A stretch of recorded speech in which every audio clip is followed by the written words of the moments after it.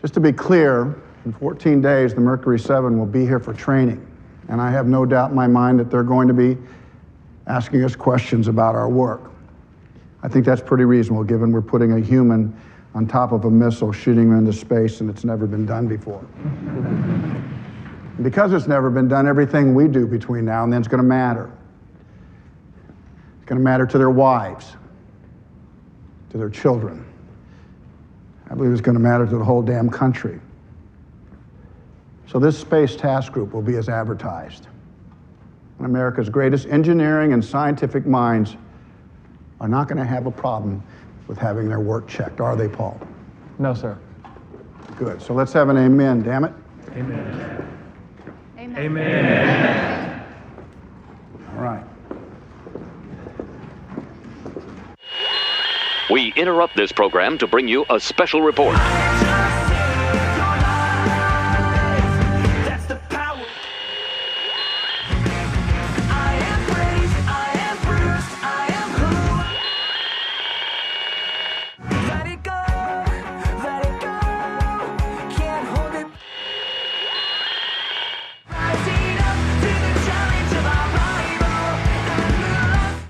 This is Cheapseat Reviews.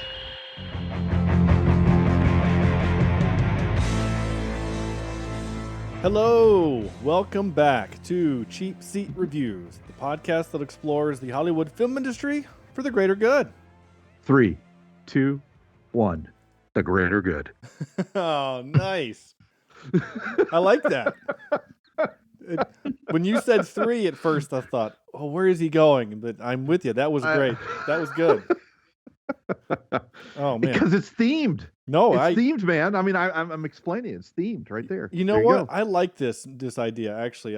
Because we should have done it back when we did the like when I mentioned the For the Children bit. Like Yes, yeah. I like this For idea the of you Children. doing a theme idea for the repeat of the greater good. So you need to keep that is now Okay, your shtick. I will do my best to remember, but I'm somewhat intoxicated, so we will see if that happens. I will. If you've seen the episode of The Office where they do Mindy's birthday, if you have to explain the theme, I don't. Oh, it's your birthday period. Yeah, nice. Okay. Yeah. This is Welcome, folks. episode. Yeah. Oh, no. Again, I'll remind you, Sam. You'll be good. This is episode Okay, thank you. 333. 333. And tonight we're Wow. talking about hidden figures. Wait. Isn't 3:33 supposed to be the haunting hour? Isn't that when the ghosts come out at night? You're right. It is. We should have. It's too bad we couldn't have done this in Halloween time, because that would have been perfect. We'll have this episode. So, you mean not this movie? Maybe this episode's going to haunt us for the rest of our podcasting lives and stick around with us. So let's make it memorable. Yeah. How's that sound? That sounds great and terrifying at the same time. Which is pretty much our episode explanation. Well, that's our podcast. Is both haunting and memorable, I think, or not. I don't know. Squishy. Yeah. Squishy. Oh gosh, this is Perfect. This is off to a great Yeah, start, man. love it. I am Sean Allred, and joining me tonight is Andrew. Sorry, just the fact that you said squishy makes this middle name like way worse. Andrew, we all pee the same color. Jemison. Perfect. Yeah. Yes, and Sam. Yes. How does the starter dying on a car stop it on the side of the road? Vector. Maybe they had to stop to pee the same color. Oh. Right? That's a good idea. I didn't think Maybe about that. maybe So that's what it was. So they But Sean, stopped. Yeah. Oh. Yeah. Yeah. Yeah. Just so you know, whenever you go to space, Mm-hmm. I'm gonna take a wrench and loosen a heat plate up, just ever so slightly, before you come back into orbit. So or back onto Earth. Are you going to loosen it when it's on the ground, or while I'm in space, you're going to go to space, loosen it? No, I think the cost prohibitive attempt to go to space would keep me doing it here on the ground. Okay. Just don't wear high heel shoes while you do it, Sam. Yeah. Yeah. I was confused by the way you kind of the dangling modifier there. Like Kimberly won't let me do it anymore, or let me borrow her shoes. So. Sure. That's fair. Yep. And also that other voice you hear laughing at our bad jokes is the lady also had to figure out how to use her computer, Juan. Very true. That's only an inside joke for the three of us, but it Yes. Great to have you back. It's awesome. Thank you. Thanks Thank for coming back you. on. I'm excited to be here.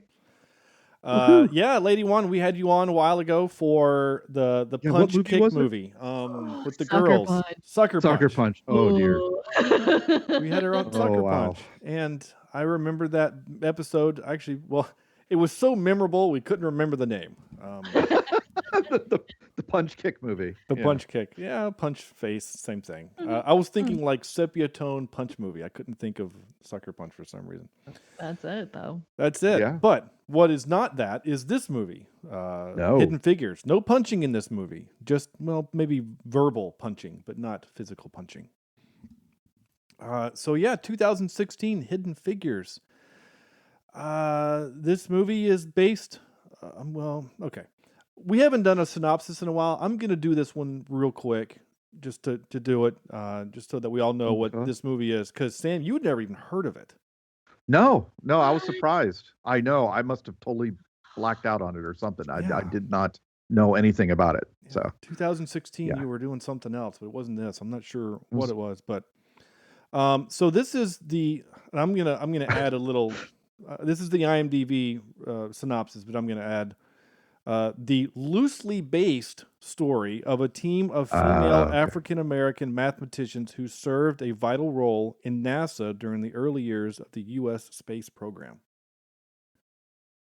So it actually does say loosely based? I added the phrase loosely based. Oh, okay. All right. Because in all of these things, based on a true story, it always, I used to believe it was a true story when they would pop that up on the screen, and then you'd watch the movie and be like, oh man, this really happened in real life.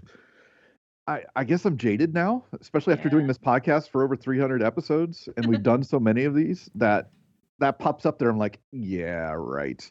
The only movie that I can say that goes leaps and bounds above based on a true story is the was it Hacksaw Ridge? Hacksaw Ridge, where he does his stuff is even crazier than what was in the movie, because no one would believe it if they actually showed it. You're forgetting Jurassic Park, though. Oh yeah, Jurassic Park too. Absolutely. Yeah, and it's funny. It is like that's honestly the movie's not even. The movie is loosely based on the book, which I think makes the movie that much better. Some stylistic choices there, but so we're loosely. So I guess the question then is, what is loosely based? Well, I mean, obviously these characters were there, right? Yeah. So all three. Yes. So okay. Do we want to do this now? Or we want to wait till we get later, or what do you want to do with this? Because we can go pretty deep into what's real and what's not. Well, let's go there. Let's do our reviews or our 5 words, and then go there, because I think it might lend itself to that point later on down. Because I know I want to stick true to what the show does, our show does, and we try to review the movie, even if it's, and this movie's based on a book, which is based on true events, and so having obviously not read the book or been alive to know the events that as they were happening, the only information I have is the movie and then what I did in the hour of research that I took during my lunch break at work today. Oh wow! Okay, so thoroughly researched. Yeah, thoroughly. Okay, yeah, thoroughly and most read. Of that was on Wikipedia. I'm sure. That was my joke. Is actually I thoroughly read Wikipedia very very closely. So we'll start off. Sam, go ahead and hit us with your 5-word review, and we'll go from there. Yep. My 2. I've got 2 here. Okay. The first one is great story in Disney style. Yeah. Right. So of course, it's got that Disney. Well, let's just do this. My second review kind of goes into that Disney style a little bit, and it's simply treads somewhat into sappy territory. Right. Okay. And when you've got a story like this, you have to be so very careful to not get into the preachy, exposition-laden mess that some of these true stories can get into, right? And I think the story is also obviously very powerful and very interesting, especially when dealing with the racism of that day and age, and how some people were able to succeed even though that racism was there. Um, but you start wondering if characters like not Schrodinger. Why am I thinking Schrodinger? I don't know. Big Bang guy. Oh, You know, if Sheldon. Sheldon, thank you. Yeah. If the Sheldon character, he's not the guy who plays Sheldon. I know you Anyway, mean. Jim Parsons. Jim Parsons. Jim yeah. Parsons Yeah. was really as big of an idiot as they were. And again, I'm jaded because, and we'll talk about this later, I worry about what's real and what's not. And I don't know if I shouldn't do that when I watch these types of movies, but that's always in my head about, what are they showing me here that is true to life, and what is not. Was it seriously, did the events happen the way they happen? Is it oversimplified? Is it over complicated? Is it showcasing people that did they make up characters just to put conflict into the story? So I probably shouldn't watch it like that, and I tried not to, right? But at the same time, the Disney style of this movie, right? Where I could show this movie. I'm going to show my kids, right? Yeah. And they're going to see racism, and they're going to see what it's about, and it's not shown in a way that is too traumatic for my children, but gives them a glimpse into what it was all about and why we should not go back to that kind of stuff. But then again, sometimes I like the Disney style, and sometimes I'm an adult and I want to be talked to like an adult, and I want to have a story presented to me like an adult. And it kind of didn't come across that to me in this one.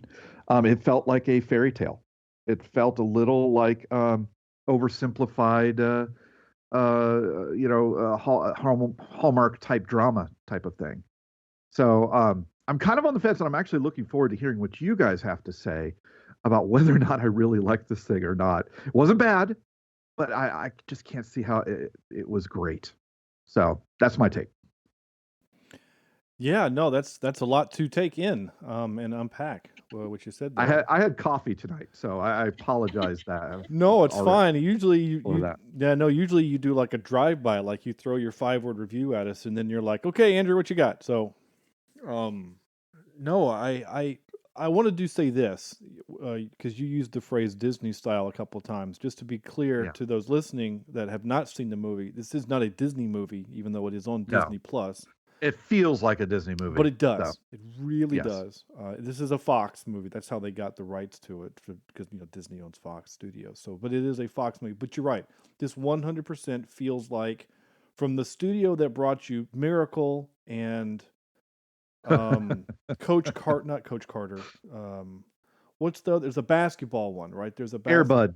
No, it's the basketball one where it's like the college coach that actually had had black integrated, right? You know what I'm talking about? Yeah.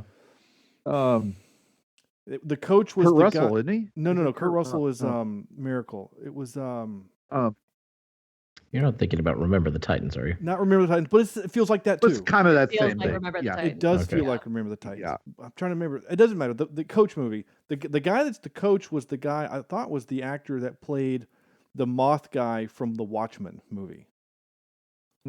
Or Okay. whatever his name is. You know what I'm talking about? He was in. Yeah, I know who you're talking about. I don't know his I name. can't remember the main movie. I guess I could Google it, but I'm not going to. But anyway, it you're right, Sam. It 100% feels like that kind of movie. Yeah. And I'm also with you on the idea that that's not necessarily a bad movie. We don't always have to have a No. movie that portrays. We don't have to have These- Chicago 7 every time. Well, I Right, wasn't even which going is to say that.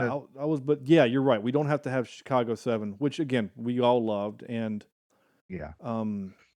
to your point about it being not historically, when I use the phrase loosely based, I want to be very clear in that.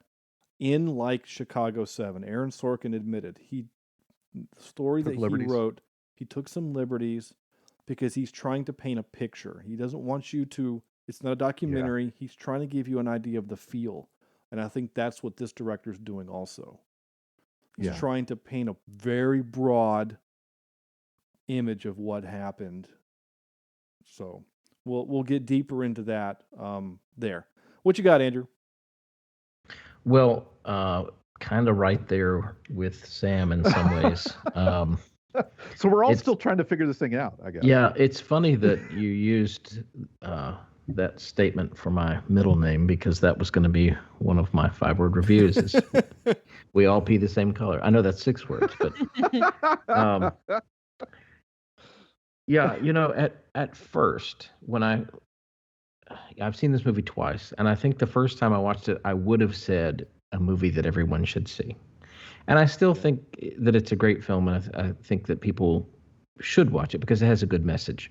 Yes. But now I look at it and I would say, and I guess this would be my real 5-word review, tells a great story, but ...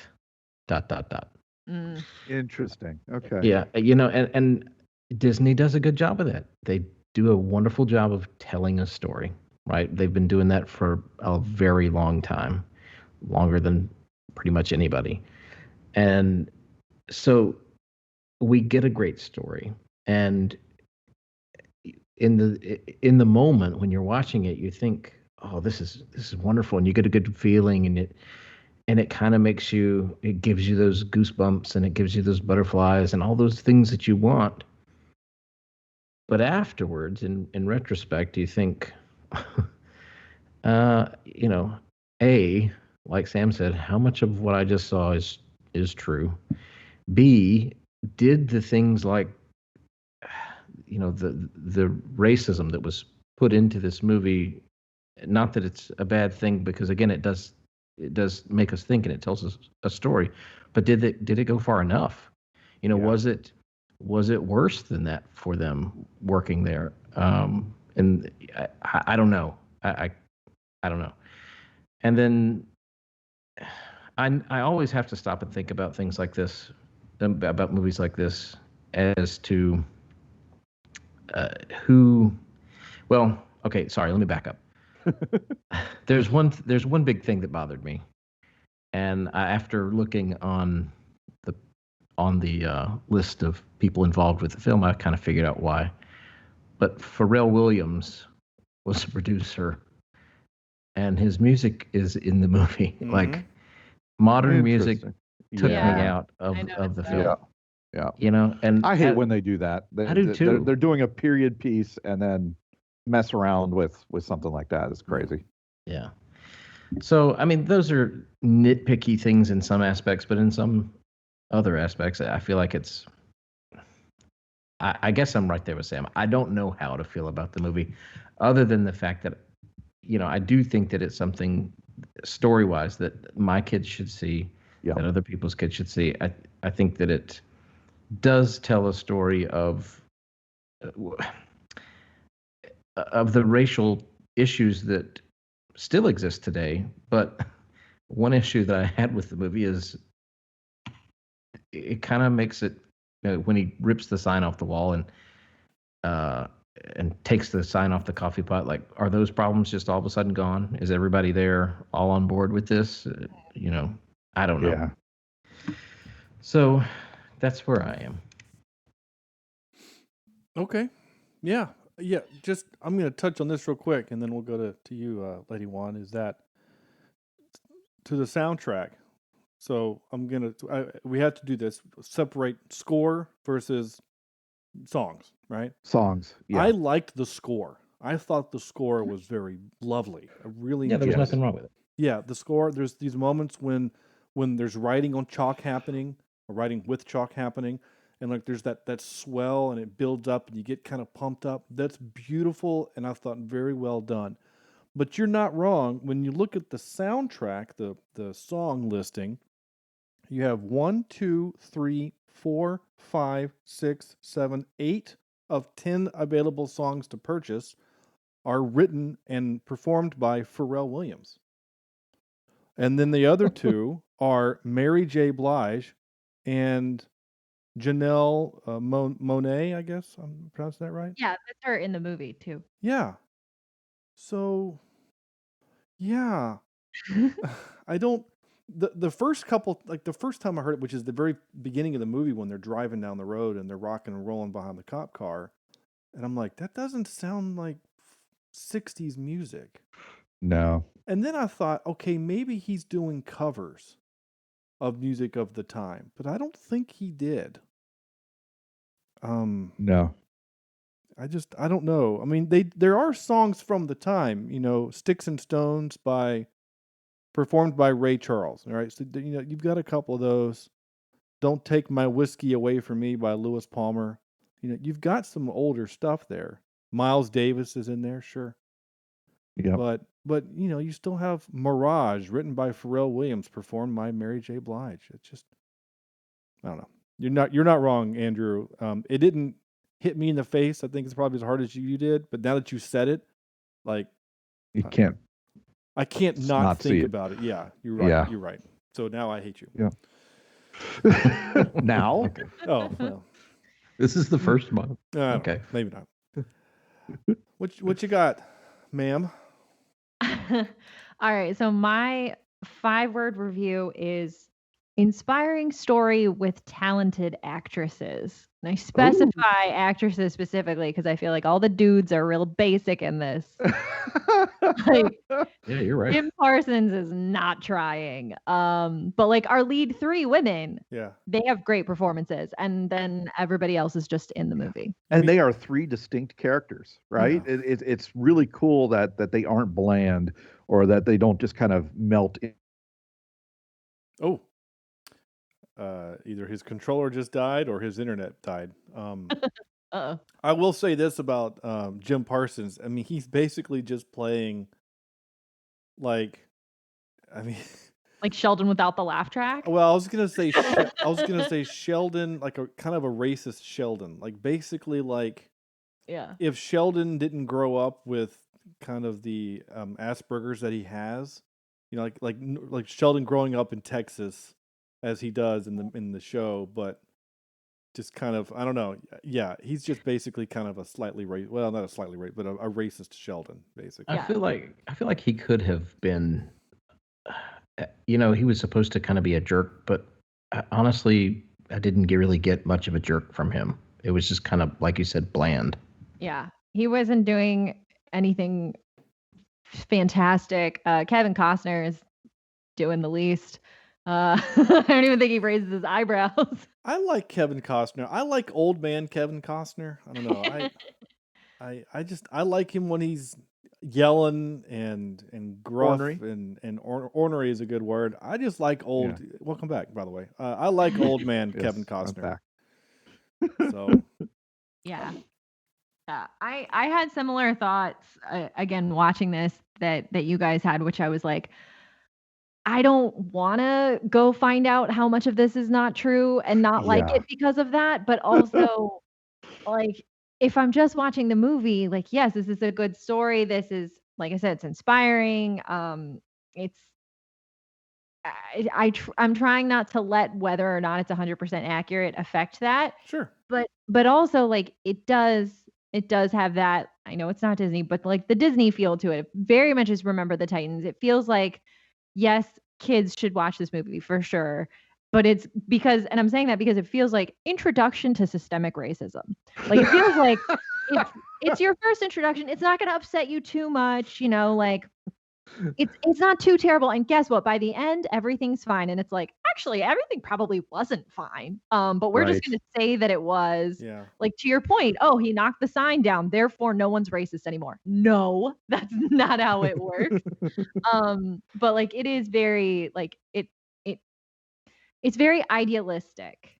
And I feel like the most true moment in the movie that I was like, oh, that's what I want more of, is the moment where Kirsten Dunst's character, because I don't know her name, says to Octavia Spencer, like, I'm not against you. And she responds back and she's like, I know you believe that.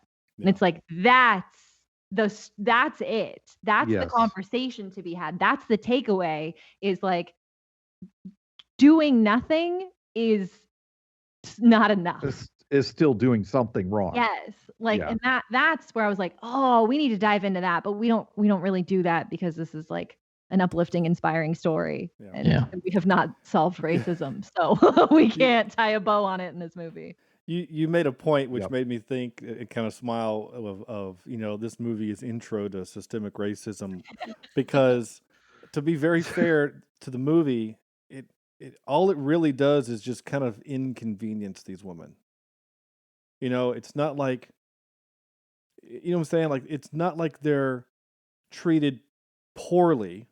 It's just we're going to slightly inconvenience you, which our point of view would be to say that doesn't feel right. Like, it should be worse. Like, it should be hard. Like, we think it would be harder, I think, for them. Well, Mary- what it shows is that it's a story about systematic racism, and everybody succeeds.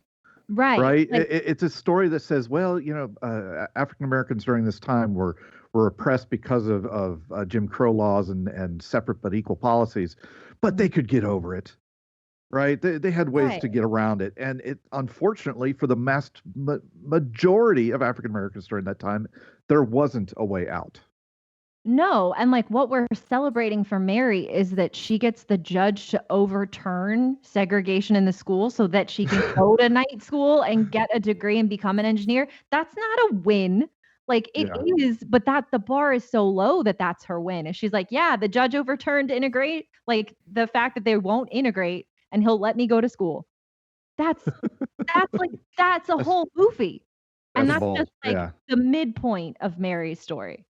Yeah. Like, that's the thing, is like it makes everything look so nice. She like walks out of court like, yes, I won. And it's like, you had to fight in court to Yeah. go to night school. Like, Jesus, it's awful. And like that's the happy moment. Yeah. Yeah. Well, it's happy because the music told us to be happy also. So That's true. Yeah. Right. I didn't have anything nearly as clever as your 5-word reviews. You guys always are much cleverer than I am. I just don't come up with dumb middle names. Mine was just simply, it's truly a review. Smart black women help NASA. That is what happens. That's kind of what happens. So Yeah. So there. So let's do this. I'm still kind of hesitant to go into too much about what's real and what's not. So let's just stick. Well, Oh yeah, go ahead, please. Can I say this before anything you want to cover about like this happened, this didn't, they knew each other, they didn't, whatever the case may be. Yeah. I just want to say that, so watching it, like I said, I was like, I don't want to know how much of this is not true because it's going to ruin parts of it for me. Sure. But if you watch the movie based on a play, but the movie One Night in Miami, that's not true. But that has an impact on the way you feel about watching that story, about watching these men come together and have this conversation. It never happened, but it doesn't take away from how you feel about watching it, because Sure. you're like, even though these are real people, it's a fictionalized account of a night. It doesn't take away from it. So that shouldn't be like the rule, is like, oh, well, you know what? It's not true. Therefore, it's not impactful. And I think because it's so sugar coated and so like, it's going to be okay, that like anything to not be true about it seems like it's going to take away more. Here's my broken brain problem.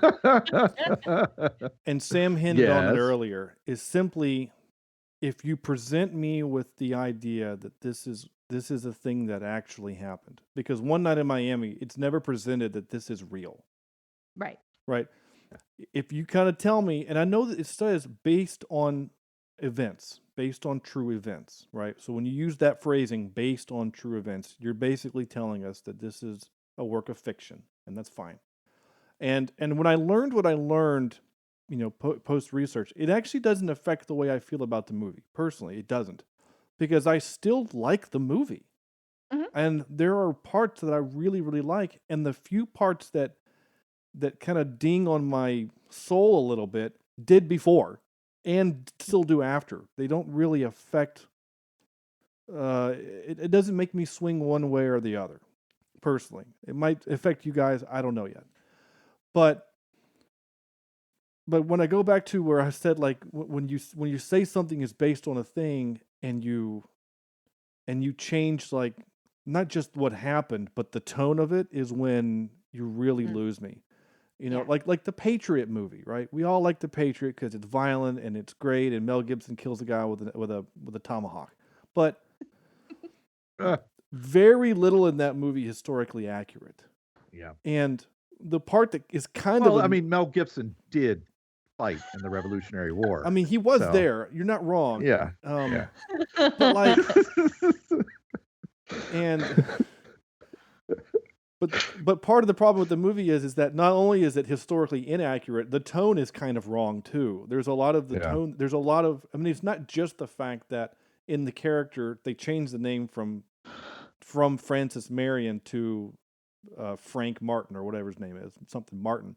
It's not just the fact that in the movie the black people that work there are free men, and in real life he had slaves.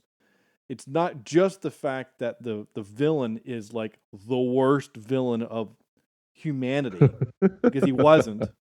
You know what I'm saying? Like so anyway. So now I'm going to transition back into this movie. So I think Sam, you mentioned, or one of you mentioned about, you know, like are there like Jim Parsons' character, Sheldon? You said was he really like that? So Jim Parsons' character is not a real person. He was not a real person. And that bothers me because he's put there just for drama. He's an obstacle. And there was so many other things they could do. Well, the idea is that instead of having 30 men act like that, they just gave it to him to have the dialogue to act like that. He's acting on behalf of all white men, racist white men in the movie. Yeah, because could you imagine if you're watching this movie and you're like, yeah, that's my grandpa. Like that's somebody's grandpa is like the person who was actually terrible to these women. Yeah. Like, so you can't name drop him. You can't be like, it was really this guy. Yeah. He's a made up character, and Kevin Costner's character is actually made up too. Really? There was a guy. That surprises me. Yeah, there was a dude that was in charge of that department, but Kevin Costner is kind of viewed as the guy in charge of NASA. That's how it looks. Yeah. Yeah, I mean he's in charge of. He's able to just bring her into classified meetings at the Pentagon and stuff like that. Like, not quite how it worked, but it's easier to have him be the man in charge, so that when he makes these big gestures, there's more weight behind it than just the departmental guy. Right? Yeah. But I still like Kevin Costner, and I still like him. Did you notice he chewed gum a lot? Did that bother any of y'all? It kind of, I don't know. It's like actors really don't. Notice. It's like actors, they don't know what to do with their hands, so they either have to smoke or they have to eat. Like Brad Pitt's always eating something, you know. Like it felt like he was either putting gum in his mouth or throwing it away. It's like maybe he was trying to quit smoking. Maybe, I don't know.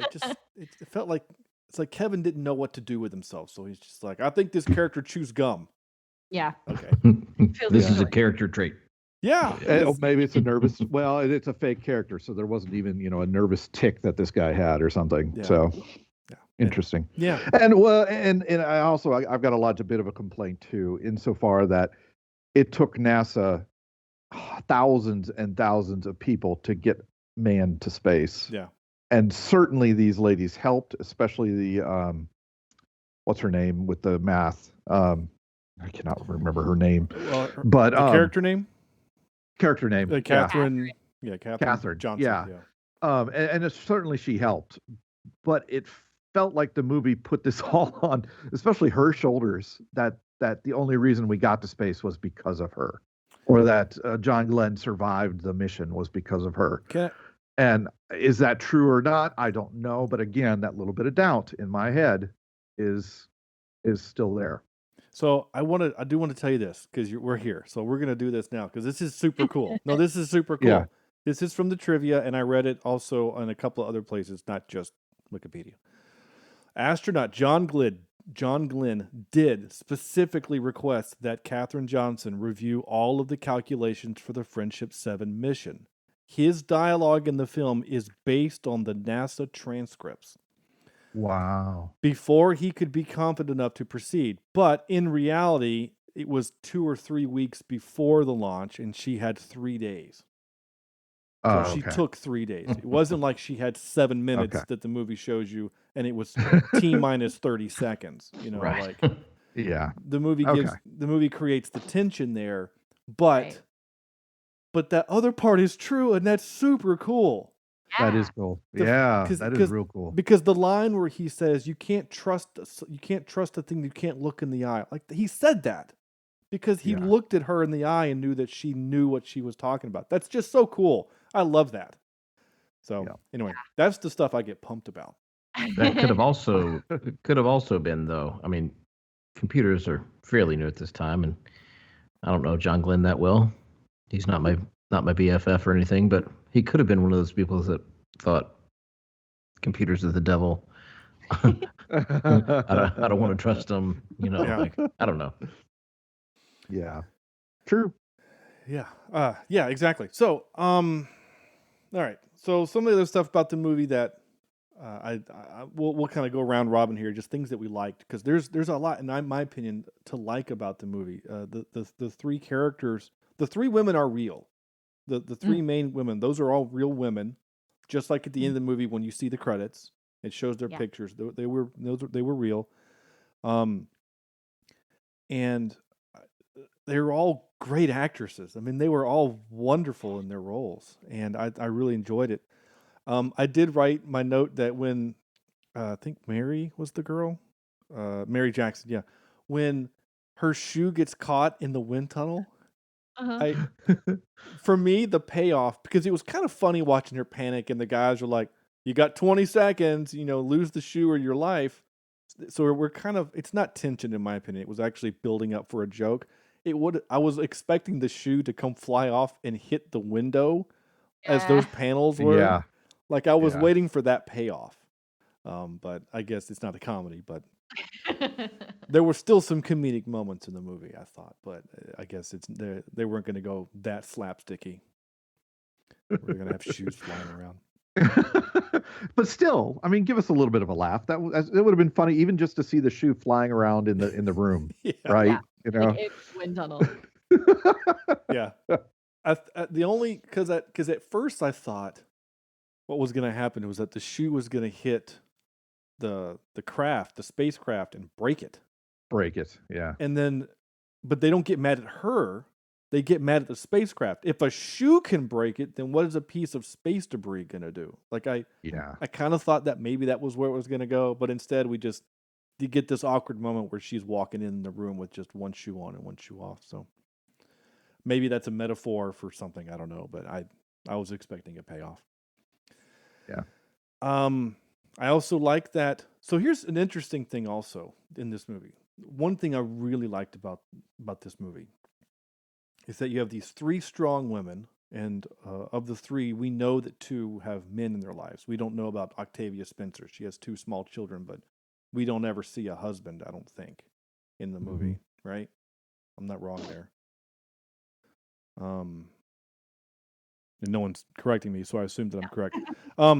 But the other 2 women had other men in their lives. So you have Alec Hodge, Aldous Hodge, who I know from Leverage, and he's in some other movies, but I know him from Leverage. So I wanted to say damn it, Hardison, for that. But he's a good actor, and he's doing a lot of stuff, and he's a big, powerful guy. And then you get Mahershala Ali in this movie, and Yeah. and now I'm trying to remember if this is pre or post Moonlight. I can't remember. Is this pre Oscar or post Oscar? I think it's pre. Yeah, I can't remember. No, this is after, same year. It's the same year. Oh, okay. Oh. So he does, Moonlight is 2016. And then he's in Luke Cage, which is also 2016, and this movie. Gosh, all 3. Wow. Yeah, exactly. Busy man that year. Yeah, and then the Green Book's a couple years later, and then Into the Spider-Verse is also the 2018. Oh, yeah. What a good movie. So anyway, so my point is that you have these, I mean, especially Mahershala Ali, who is this, I mean, I guess not yet, but what's soon to be a very force to be reckoned with. And these guys don't have much to do. They're not saviors of the women, and I liked that. Yes. You know, In fact, he was kind of a jerk. Yeah. And what he said to her at the beginning, I'm like, this better not be a love story here, because, I mean, talk about not only having to deal with racism, she's dealing with toxic masculinity as well, and with this guy, and I'm hoping he turned out to be a better guy than he was that from what it started, but I didn't have good feelings from him in this one. Oh, Andrew, are you going to say something? No. Oh, okay. I'm sorry. In my headphones, it sounded like that was you. I like the fact that she walks away from him. Yes. Yeah. Oh, yeah. Like, she's not going to be blinded by the fact that he's a good-looking man and he's in a uniform. Mhm. When he says something dumb, she's like, I'm done with you. I'm going to leave. Yeah. And it's like, she makes him apologize, which is great. I really liked that stuff. So I do applaud. We haven't mentioned his name. The director man is Theodore Melfi. Melfi? I don't know how you pronounce it. But he's from Brooklyn, New York, and he's done Malfoy. That seems right. He's directed such fine films as, let's see, a bunch of short films. St. Vincent was his first feature, and then this movie.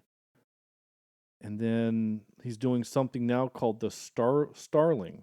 It's in post-production. And it has Timothy Oliphant and Melissa McCarthy and Kevin Kline and other people I don't know. So, okay.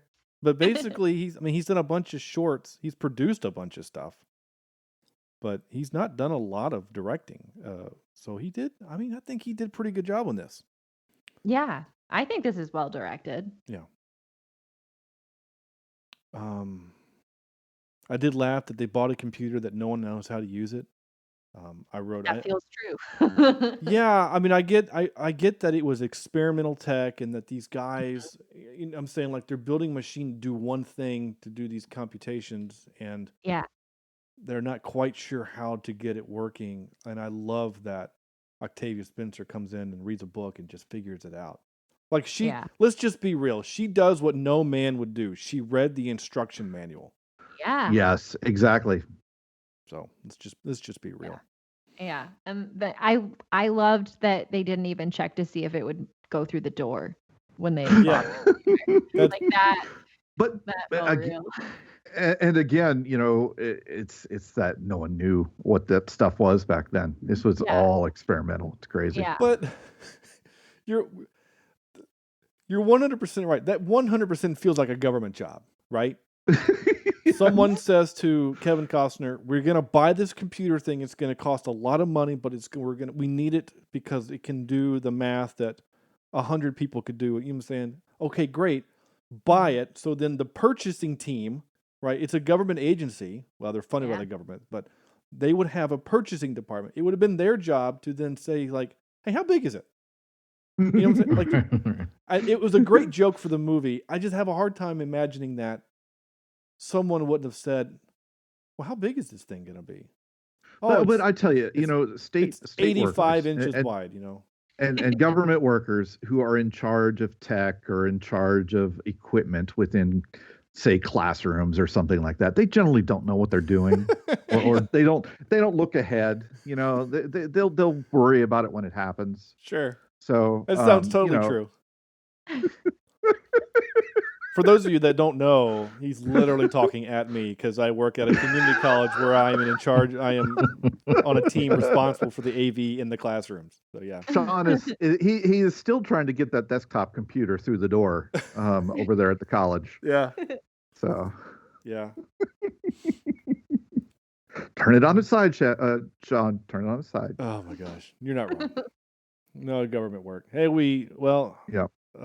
LadyWan, I'm not actually sure what you do for a living. As far as I know, you podcast for a living because that's what it feels like on Twitter. But the three of us work for the government. So, I can totally see part of that bit happening, but also, like, part of it still seems kind of dumb, in my opinion. But it was still funny when he says, "Just use the big hammer." Because the guy's, like, got a tape measure, right? Like, I love that part. It's like the guy's measuring... I think it's pretty obvious that this thing is about 40 inches too big. Like, it's not close. Yep. It's not going to get in with a hammer. So Kevin Costner comes up, chews some gum, and says, "Just use the big hammer." I mean, you brought the thing, so then he just starts hacking away at drywall, which I think is pretty great. Yeah. I love the bit where we see Jim Parsons. So when she goes into when Catherine goes into kind of the situation room, whatever you want to call it, at the Pentagon, The Jersey Shore. yeah, and Kevin Costner just hands her the chalk, right? And she goes up on the board and does the reentry sequence in her head, right? And Jim Parsons is watching, and he's mouthing the word, like he's doing the math behind her, like using his mouth. I like that little moment. Like I thought that there's a couple of moments where I thought Jim Parsons, like, okay, you're doing some acting here. You're not just being racist, Sheldon. And I enjoyed that little part. There's a couple little moments like that I like in my actors where they do these little things. I thought that was pretty clever. Yeah. The last thing I'm gonna say before we'll go anywhere else is that actually no, I'm gonna wait before I play the clip. Anything else we want to talk about before we get? Do we want to do a little bit of the what's true and what's not? We want to go there. Sure. If you got a good list, let's do that. Yeah. Okay. So I already mentioned that the Sheldon character is not real. He's not a real person, and Kevin Costner's not a real person. They're just creations. The big difference is that in the movie, it's kind of portraying that NASA had a white section and then a colored section, as it's labeled in the movie. By 1958, when they started the program and NASA went from the NACA to the NASA, NASA, they were fully integrated by 1958. Oh, good. Okay. So that's one of the big things. So the bit with the bathroom and him breaking the sign, that was for the movie.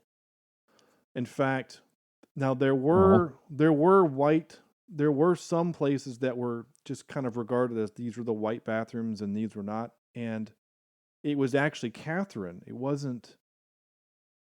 No, sorry. It was Mary's character that went into the wrong bathroom, but she didn't know it was the wrong one, and no one stopped her. And then, like 2 years later, someone complained, and basically NASA just ignored the complaint because she was good at her job, and no one really cared. Mm-hmm. So, basically, the big takeaway I got from the article that I read is that the racism in the movie is actually played up more than what the women experienced in their working conditions. Oh, that's I don't know what to think about that. Yeah. It's sad and good at the same time, right? That they didn't have to go through as much. Yeah, there wasn't but then sad that they're pushing it like it's more than was there.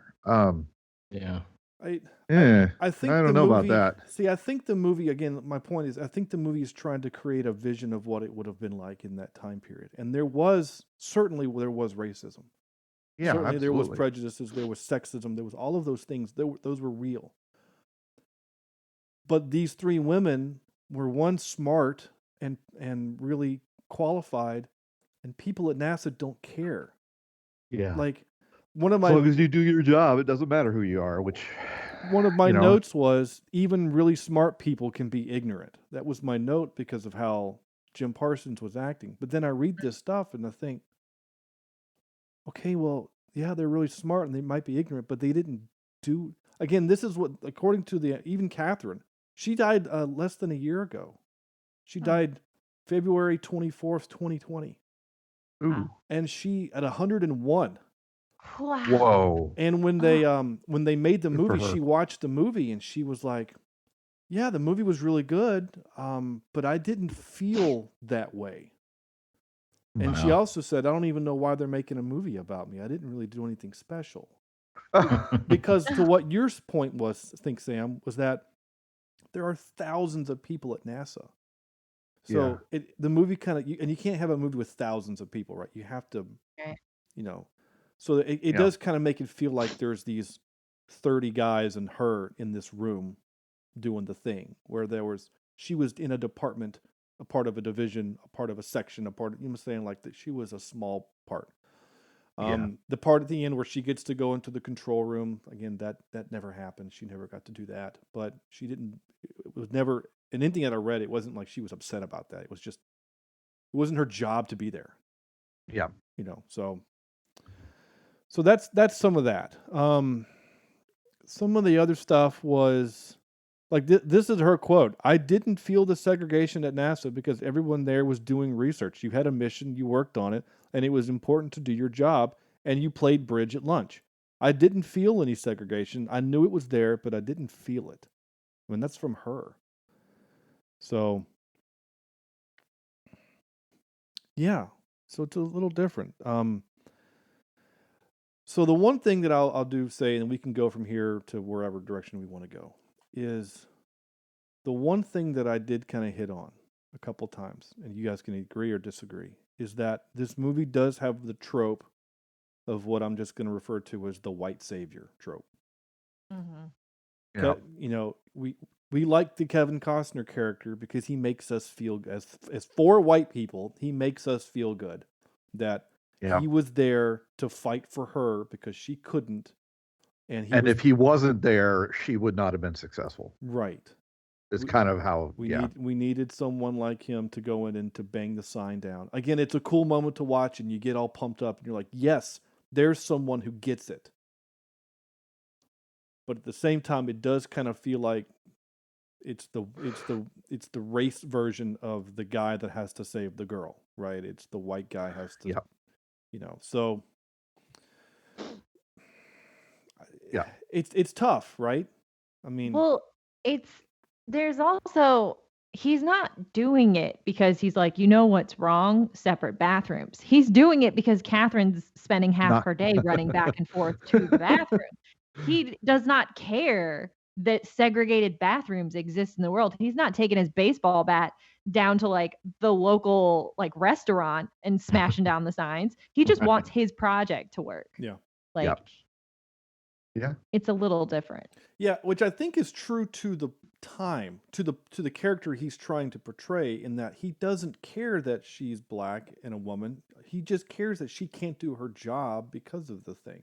So I think it's true to what the director's trying to do, and what she, even to her account, was like, I didn't feel segregation because we were there doing a job. So it feels true to that, but you're 100% right.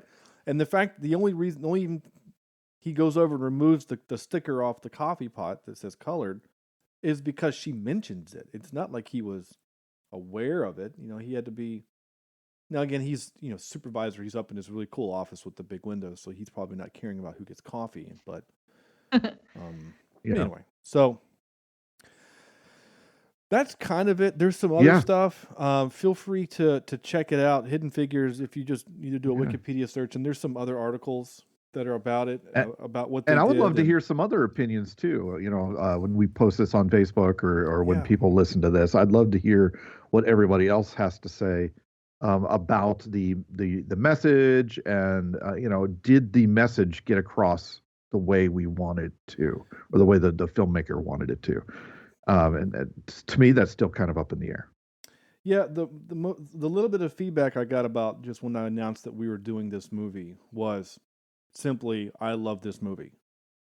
You know, it was people just saying, I love this movie. It's enjoyable to watch. It is. Oh yeah. Sure. Absolutely. It's really enjoyable, especially to, I mean, be honest, to, you know, the 4 white people here on the show, because it does kind of make us feel good. A little bit. I mean, is that fair to say, right? No, like, yeah, you're right. I mean, it kind of makes us feel good because in this movie, we're not all the bad guy.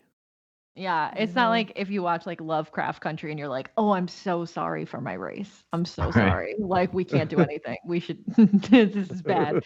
This is, they give you the nice moments of like, look, not all white people. And it's like, oh God. And eventually, you know, eventually Jim Parsons, you know, is bringing her coffee and you know, we all changed for the better by the end of this movie. Yeah, we did. because that's how it works, right? I don't know. Oh dear. It's strange that this movie is not that old, but it feels like I know it's a period piece, but it feels like it's from a different time. The perspective that it has, the story it's trying to tell, the message it's trying to get across feels already outdated because it feels too soft and too. It's filtered. Yeah, it feels filtered. It's too it's the same as Remember the Titans. The feelings you get in that movie is old. Yeah. I wonder, and I haven't asked any of my black friends, is when they see a movie like this, is it offensive to them? And because I would be curious to know, and obviously I can't know, none of us can, but I would be curious to know what they would think about a movie like this because of the things that we've talked about, not just that they kind of played up some of the racism that Catherine said she didn't feel when she was there, but also, some of the story that we got that, I don't know, that did kind of make, like you said, Sean, it gives us that moment that the white person has to come in and go to bat for you. And to me, I mean, just outside looking in, I would find it offensive. Yeah. But like I said, I can't speak to that. So. Yeah, well, a good friend of ours and on the show, his name's Maxton. He's messaged me before on Facebook, and we all went to college with him. And he listens to the show. And Maxton's a good dude, and he's a black guy, and he's the one who told us to change up our movie for next week. When I said we were doing some movies for Black History Month, he said, then you need to do this movie. So next week we're changing up. We're going to do Ma Rainey's Black Bottom, per his request. Yeah. And he asked me, hey, what did you think about Hidden Figures? And I said it was really good. I got a little teary. I'm not gonna lie. There's a couple moments that I got a little emotional. I fully admit it. The wedding proposal I thought was really sweet. I cried. I did. I thought it was really sweet. The other part where I got a little emotional is at the very end. For whatever reason, I don't know why it hits me, is when you take something where actors are acting and then you make them real. So when it shows the women and then it shows the actual women and then it shows their successes, that just punches me in the gut because it makes it real. Mm-hmm. The other thing that one of the other big differences I wanted to also highlight was that Octavia Spencer's character, or the woman she's playing, she was actually the supervisor in 1958. She got that job long before in the movie. Like in the movie, it made it seem like a really difficult thing to do to make her a supervisor. Dorothy Vaughan was her name. She was supervisor for a while. Now, she was the first supervisor, black female supervisor at NASA. That's true. She is the first. But the movie kind of changes fudges the timeline so we can see a struggle. I don't know if there was a struggle. The article doesn't get into it, but she had it. By the time we see her in this movie, she'd been supervisor for 3 years. So anyway, I do have some clips of this movie. There are some fun things that are said, and we were going to play them now, so here you go. Dear Lord, I don't even know where to begin. Oh, I'll tell you where to begin. 3 Negro women are chasing a white police officer down the highway in Hampton, Virginia, 1961. Ladies, that there is a God-ordained miracle. And tomorrow, I'm riding the bus. There's a little bit of Pharrell there towards the end. It made me so nervous that they were tailgating so close in that classic car. I mean, I don't know why, but I was, it was like Saving Private Ryan type nervous that they were tailgating that thing. And yeah, that freaked me out a little bit. It's funny. My wife said the same thing. She says, are they going to be able to stop that car if that cop hits the brakes? I said, I don't know. No, not with that car. Think of all that weight. That was real metal back then. Oh, my gosh. So, right? Okay. This is a joke. What do we do with our $1 million fan, Carl? Turn it down? No, I don't think. It was a joke. And he was eating something. You could tell. You don't know if you could tell he was eating something. Yeah, he was munching something. He was. Yeah. I don't know what this clip is. When I started to type, I hit enter by accident, and it just exported the clip. So I have no idea what this is. But it's 9 seconds. Mystery. Mystery clip. Yeah. 9 seconds of I don't know. Does she handle analytic geometry? Absolutely. And she speaks. Yes, sir, I do. There you go. She speaks. And she speaks. Okay. So I was only going to clip a part of this, but when I went back and I was queuing up the video to do it, I liked the whole moment, so I captured the whole scene because it's actually all really good. So here's a minute of audio. Again, I'm sorry it's a little long, but it's a minute. But I love everything in this scene. And how do you know about the Atlas rocket? That's not math. That data's not here, like he said. It's classified.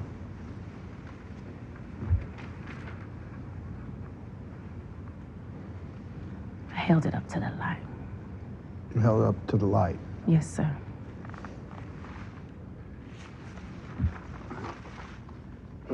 Well, there it is. Atlas. What's your name? Catherine Goebel. Are you a spy, Catherine? Am I what? I said, are you a Russian spy? No, sir. I'm not Russian.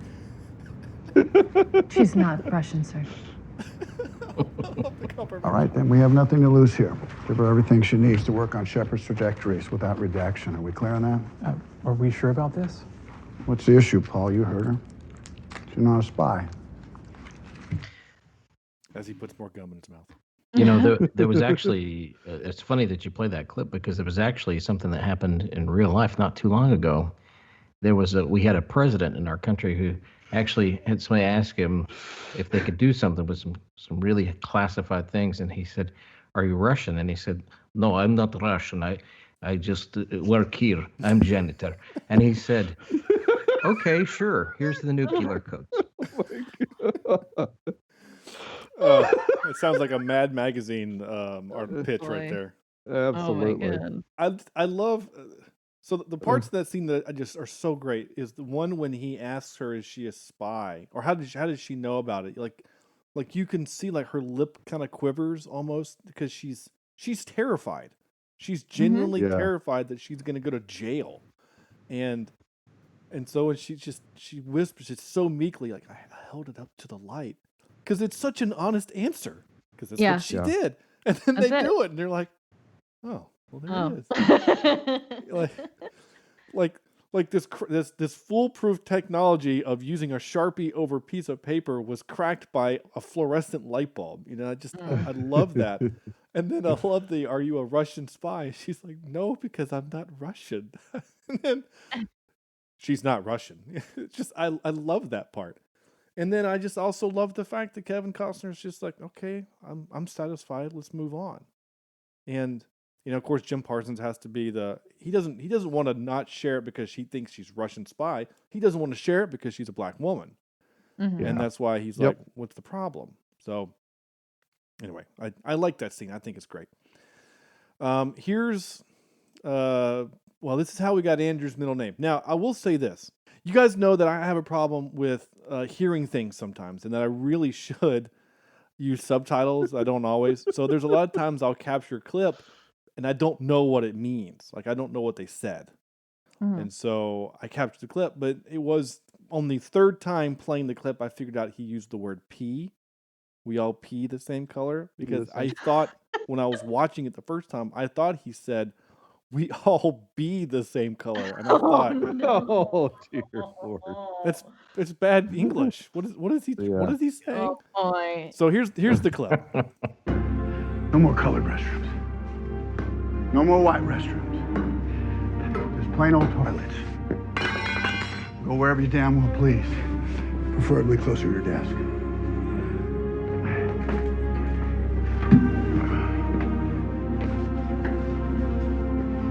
Here at NASA, we all pee the same color. Yeah. it depends on what you had for breakfast. True. Right? I mean, too much coffee can change. Yeah, how change much it. coffee? Yeah, they're drinking a lot of coffee. So, yeah. And if they're hydrated, it's totally different. I'm guessing no one at NASA is well hydrated working under Kevin No. Costner. It's coffee or nothing. Yeah. Yeah. And gum. They didn't have the Monster energy drinks back then to keep them awake. Yeah. Can you imagine? We would have gotten to the NASA engineers on Monster energy I was going to drinks. say we Oh, would have Lord. gotten to the moon in 1965 if Red Bull had been invented. All right, this is the last clip I got, and I captured this one simply because this is where Kirsten Dunst has to say something that it felt painful and yet very poignant, and there's a lot of Octavia Spencer's reaction. I think is that we obviously it's an audio podcast, we don't get to see it, but it's amazing. So here you go. Thank you for the information, Mrs. Mitchell. You're quite welcome, Mrs. Vaughn. That Mrs. Vaughn is that sign of respect. She's giving her respect, and it physically pushes. I don't know if you can see it in the go rewatch it. Octavia Spencer physically leans back like it hits her. Yeah. That this woman has now treated her as an equal, and I love it. I think it's so amazing. I really do. I mean, honestly, their relationship, the back and forth, the struggle, felt probably some of the more real. Yeah. You know. Yeah. Yeah. Okay. Time for silly. And now for some more bad news. Ready? I already mentioned some of this stuff, so I'm going to say when Taraji, am I saying that? Taraji? Taraji. Thank you. Henson signed on for the lead role. She met with the real-life Katherine Johnson, who was 98, to discuss the character. Henson learned that Johnson had graduated high school at 14 and college at 18, and she was still as lucid as anyone years younger. After the film was screened, Johnson expressed her genuine approval of Henson's portrayal, but wondered why anyone would want to make a film about her life. I mentioned that one. And while the music for the film was being recorded, the number of African-American musicians was deliberately and consistently kept at 50%, meaning that half of the musicians who worked on the film were African-American. That's what 50% means, by the way. In case you're wondering. I like the sentiment, but it's a bad sentence. Yeah. So. Okay. Yeah, that's it. The rest I've already talked about. Oh, okay. Yeah, sorry, I was reading Nice. to see. Okay. I've already kind of mentioned the rest. Excuse me while I whip this out. Time for top 3. We decided to do NASA movies because this is a NASA movie, along with other things, but it's a NASA movie. So, Andrew.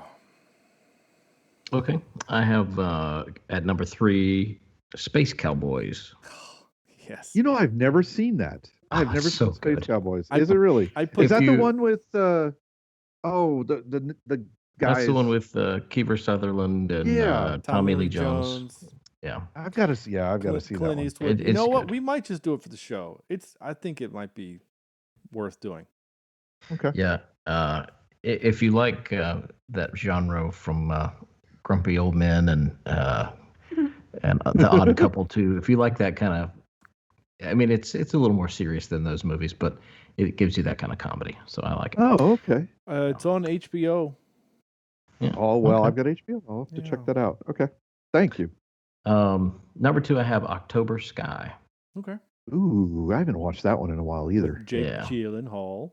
That's Baby Jake. Yeah. Yeah, Baby Jake. And then at number 1, I have Apollo 13. Sure. Yeah. Yeah. Yep. Didn't Ronnie direct that one? Isn't that Yeah. a Ron Howard film? Yeah. Sorry, I didn't. Yeah, Ron Howard directed. Yeah. You know, Ronnie. Yeah. Ronnie. The guy You don't who's call him Ronnie? no, I call him. Yeah. His friends call him Ronnie. I call him Dad. No, I guess he's my. I don't know. He's the reason why I have my nickname. So Yes, there you go. yeah, and I'm going bald just like him too. So that's fine. Welcome to the club. Yeah, I know. What you got, Sam? I got hair. I got lots of hair. So I'm appreciative of that. I hate So, oh, you mean top 3? Sure. Okay. In my number 3 spot, I have Apollo 13. Okay. I agree with that one. It's a great movie. My number 2 spot is one of my favorite soundtracks and a movie that Opie and I completely disagree on, and that is Interstellar, which I really love. I love that movie. In fact, I'm watching it with the girls, and they're loving it along with me. It is good. So it's such a good movie. But my number one, and the reason I put this is because if there is a NASA movie, and other than like Apollo 13, but a recent NASA movie, The Martian has to be at the top of the list. Yeah. With what they did in that thing. So the book's even better, but the movie's still really, really good. All right, LadyWan. Yep. Genuine question: am I allowed to include this movie in my list? You are. Okay. Guests are allowed exceptions. Okay, because here's the thing. So I have inadvertently exposed myself right now as having seen almost no space movies. Like truly, I name a space movie. I saw 2001: A Space Odyssey like a week ago. Oh wow! Nice. Literally a week ago for the first time. It was a very strange Sunday. But I've seen almost no space movies. Don't watch the sequel. I won't. Yeah. I won't. No. My top 3, based on the limited scope I've actually seen, number 3 is to be Armageddon. Sure. Hey, it's okay. Number 2 is this Hidden Figures. I enjoyed it quite a bit, and then number 1's Apollo 13 because it's the best one out of the 4 that I've seen. Nice. That's okay. Awesome. That's all right. Yeah. Yeah. Oh, I guess I've seen Ad Astra, but that's not good. So it didn't make the list. Oh, is it not? That was on my list to watch. boring. Oh no. Oh, it's Shoot. so boring. And then there's like a Okay. weird, exciting, stupid part, but then the rest of it's boring. Yeah, I've heard not Shoot. good things about it either. Some friends of mine said it's like 2 hours of a waste of time, but at least you get to look at Brad Pitt. Like that's Yeah. it. Okay. Yeah. It's not terrible, but like it's not an exciting movie Interesting. at all. Yeah. Oh, I've got to change one of mine real quick. Okay. Oh. I just thought of this. Star Crash has to be. Star Crash. There's no NASA and Star Crash. Get out of here. Oh man. Yeah. Can't keep a good robot down. Oh, am I supposed to play that? Oh. Yeah. I mean, if we mention Star Crash, you've got to do it. You're right. You can't keep a good robot down. That's right. That is said in the movie. That's an actual robot says that. So In that accent. yeah, So, Star Crash, amazing. So I've basically my list is all the things that you guys have said. So Yep. in order to just have something different to say, I'm gonna add. Let's see, because I had Space Cowboys, Apollo 13, and The Martian. I'm gonna add The Right Stuff in. Yeah, another one I haven't seen. We had it on VHS. Yeah, I'm just as It's bad apparently about space movies, and I love space movies. Yeah, we had it on Jeez. VHS, and it's a 2 VHS a movie. It's Set. Yeah. yeah, it's a long movie. And the part that I remember the most is when the astronauts are having to do like a competition on how long you could breathe, like blow out air. So they have these tubes of water, and you have a little ping pong ball in it, and you have to blow air to get the ping pong ball to rise to a certain point. And so there's like 40 or 50 guys, right? And they're timing you. And I think Scott Glenn, who is played by Ed Harris, they're going like a minute and a half. Blowing out air? Yeah, blowing out air to keep Holy this crap. ball up. And all I could think of is like, is he circular breathing? Like, does he know what that means? Like, is he cheating? It's what it seemed ridiculous. Like these guys are all bailing out after 20, 30 seconds and he's going like at a minute. It was ridiculous. Wow. The only other one I'll add in, because it's, I haven't seen First Man, but I will say I've seen, I saw Gravity and I mostly liked it. I have not seen that one as well. I thought it was pretty good. There's some space physics that they kind of screw up in it, but otherwise it's a pretty enjoyable one. But yeah, but otherwise the Martian would probably be my number one. I love that movie so much. I think it's great. I haven't seen it. Makes me hungry for potatoes. Oh yeah, it's so good. It is a good movie. All right, that's it, right? That's our show. Anything else to Out do? of 10. Oh yeah, out of 10. Gosh darn it. Wait, what's supposed to happen? We give the score a 10, a score of 0 to 10, and we'd start with Andrew. Sorry, After trying to he unmute here. unmutes himself. Yeah.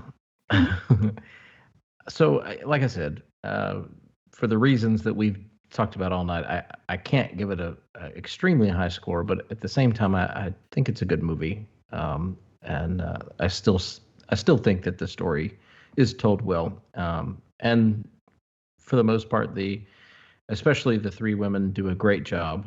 So I'm going to give this I'll say 6 point. Well, I can go a little higher. Let's go 7.1. All right. Oh, shoot. All right. He took my answer, by the way. Cheated. Because I'm going to say 7.12 because I liked it 0.02 more than Andrew. But again, it's something I would like to show my kids because I can, and that's kind of nice with this type of movie. But again, I think it has some issues with some the whole idea that white man comes in and is the savior, and they couldn't do it on their own. And I think that is an issue that these types of movies run into quite a bit. I mean, I guess we do need to kind of acknowledge the fact that probably would have needed to happen, though. Well, absolutely, absolutely. But at the same time, it just felt, I don't know. It's a little tropey. It is. Yeah. I mean, in order for not Jackie Robinson, but the movie 42, that was Jackie Robinson. Yeah. Mhm. And in order for that to work, you needed a white guy to hire him. I mean, like he needed Harrison Ford Yeah. to only care about winning baseball games Yeah. and chewing cigars to want him there. But at the same time, this guy's not a real character, right? The not Ed Harris, not Keanu Reeves, Costner. Thank you. Kevin Costner's character is an amalgam of a whole bunch of different characters or characters within it. So again, I think it was something that could have been. Yeah, and there wasn't a hero moment in real life. It was just, we need these people to do the things. She's qualified. Oh, she's good. It doesn't matter that she's black or a woman. She can do the things. And let's just do the stuff, So anyway. Oh, there was one piece of trivia I did want to mention. Backing up real quick, was when Mary runs out of the courtroom and she's jumping up and down. In the background, it's all fake, right? That place that they're at is it's like a stage, and in the background is the storefront of the Woolworths in Greensboro, North Carolina, where the sit-in was. What? They used that? Yeah, they wanted to kind of homage. Create the imagery of like she broke a boundary by doing this thing.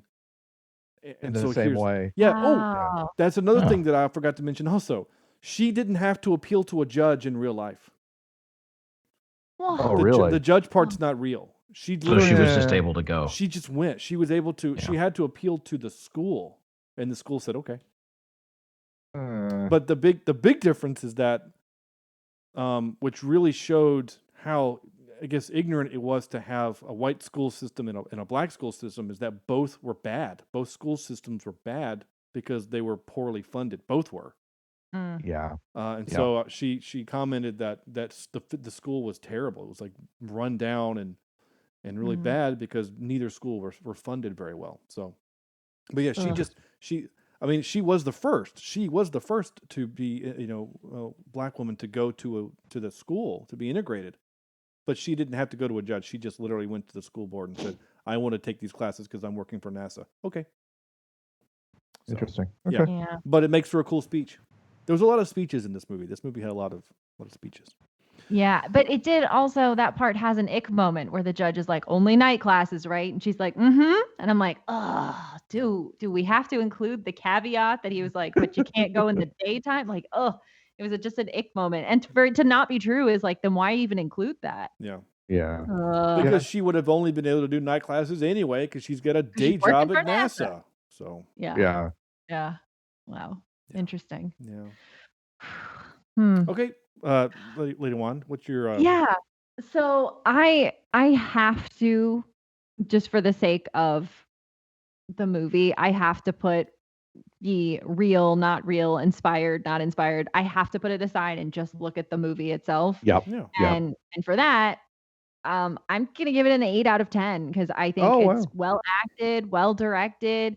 Yeah, okay, the Pharrell music, it's weird that it's Pharrell, but it's good. And it made me cry a little, and it was at least somewhat based on true good things. So yeah, I'm giving it an 8 out of 10, and I think like school children should be required to watch it. Yep. Yeah, I mean, we have to remember this movie was nominated for 3 Oscars, for Best Picture, for Best Performance by an Actress in a Supporting Role for Octavia Spencer, and Best Adapted Screenplay. So this it was all over the Golden Globes. Yeah, I didn't know that. Yeah. Well, how did I not know about this movie? I don't know. And I get into all that stuff. That's crazy. Okay. Yeah, this was that year. Well, this was up against Moonlight, Arrival, Hacksaw Ridge, Fences, Hell or High Water, Lion, La La Land, and Manchester by the Sea. Okay. So all you remember from that year is La La Land. You won. No, actually, it's Moonlight. Right. Yeah. So, and I'm trying to think who won for Best Supporting. Viola Davis for Fences won. Best Supporting Actress. So I feel like most of what I learned about this movie before watching it for this show was just the Golden Globes. I feel like that show does a much better job of telling you about all the movies that are nominated for Best Picture, and they have so many more that like they're basically commercials for all the movies. Yeah. My turn. Score. I'm gonna give it. IMDb has it as a 7.9. People like this movie, or 7.8. Excuse me. Yeah. People like this movie. And I'm gonna give it a 7.5. I also liked this movie. I think it's. I can't give it a 7.5. 7.6. That makes the math a little bit better. That's an average score of 7.455. I mean, I when I got done watching this movie last night, I watched it with my wife as I always do, and I went to bed happy and in a good mood. I thought yay movie. I did enjoy it. I did. So, yeah, it's got some little things, and that's fine. But I will say this: we've watched recently. Sam's gonna make the noise, but when we watched Red Tails, yeah, I paused for you. That movie is what this movie is, right? It's another story of these these African Americans having to overcome adversity. Yeah. And that movie was bad. It did a disservice to what the story they were trying to tell. And that this movie does not do that. I think this movie honors these women pretty well. Very well. I think it really does. So, anyway, that's it. The last little thing we do is our little quote game that I forgot to write down. So this one is I really can't read that. What? That's a word? What? Oh, it's supercalifragilisticexpialidocious. It's written all as one word, so it's hard to read. So that's it is one word. Yeah. I know, but I'm saying I know it's one word. I know what it is. Even though the sound of it is something kind of atrocious. But to read it, I mean, it's kind of ridiculous to read. Let's just be fair. Anyway, that's the quote of the day. I'm sure everybody knows what it is. Eventually, we're going to get to one that someone's not going to know, and that's going to be fine. That's it. That's our show. LadyWan, do you have anything you want to kind of say? How do people can get in touch with you and what you're doing and whatever? Give us a plug for something. Yeah. I got a teaser plug. Sure. So you can just find me on Twitter. I'm at the LadyWan. That's WAN. And I'm gonna be having a new podcast coming out soon. I don't know when because I haven't finished editing it. So just follow me on Twitter. That way you'll know about it. So wait, something new is coming. Are you supposed to edit podcasts? Is that what happens? Maybe that's what we're doing wrong, Sean. That's the word on the street. So giving it a go. After 7 years, you would have think I'd have figured that out, but still can't make me do it. Well, you do have some editing to do in this one already, right? Yes, I do. That is true. Somebody said a bad word, and that's fine. Yeah. And who it that was somebody? you this time. It was me. Say, It who's was that me this somebody? time. Yeah. Which is so funny because of reasons. So anyway, that's it. Thank you for everyone for listening and participating and sending us. I'm excited for next week. Again, just the fact that we have some people actually sending us requests for stuff is great. Yeah, That's always awesome. Please leave us a review on iTunes, Google Play, YouTube. To the gentleman that listened to us on YouTube, thank you. He sent some very kind messages or comments on one of our episodes. So if you are still listening, I appreciate that. That was very nice of you. Yep. Again, iTunes, leave us a review there. It's the best way to kind of help spread the show. We want to spread the show like something good that can be spread, unlike other things that are bad. Visit our website, Cheapseat. There's no way I could make that work. I'm sorry. Please visit our website, cheapseatreviews.libsyn.com, libsyn.com. That's how you can get our old episodes. There's really no other point for us to having a website other than for Sam to put funny pictures of things he's photoshopped my face on, which is what the Facebook page is for. Go to our Facebook page, facebook.com/cheapseatreviews, where you can see those old pictures of where he has. And Sam now has access to Photoshop again because of his new job. So I have a feeling my face is going to get put on weird things again. And the fact that he's not commenting suggests that his... Sounds like he's already working on it. Yeah, or his controller died. Or his microphone died. Turned off. Twitter is @CheapSeatCast. Our email is cheapseatreviews@gmail.com. And yeah.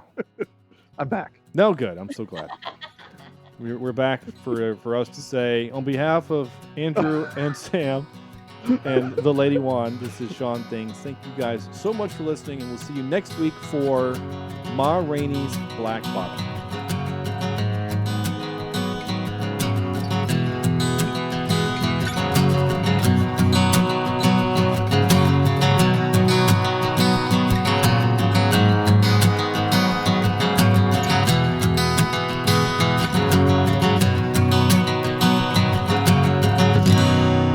This is Cheap Seat Reviews.